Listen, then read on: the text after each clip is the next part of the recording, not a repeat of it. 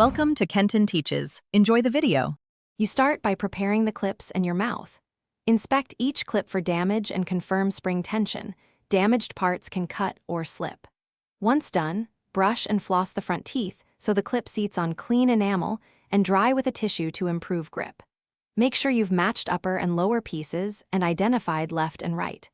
Now gently open the clip with your thumb and forefinger and position it where the front teeth meet the internal pad. You now focus on seating and fine adjustment. Align the internal pad so it rests near the gum line but not pinching soft tissue. This prevents soreness.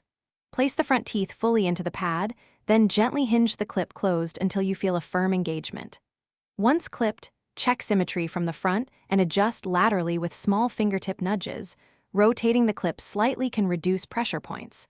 If biting feels high, reopen and reseat deeper, or you finish by testing comfort and retention. Speak a few sentences and smile naturally, then bite gently to confirm the clips stay aligned and don't lift.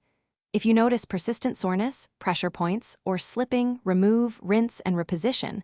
Try the alternate size or pad orientation. For minor irritation, apply a clean finger to press the clip outward slightly and redistribute pressure. Finally, clean with mild soap and water, dry, and store in the protective case when not using the clips to maintain shape and hygiene. Thanks for watching. Please subscribe if this video was helpful.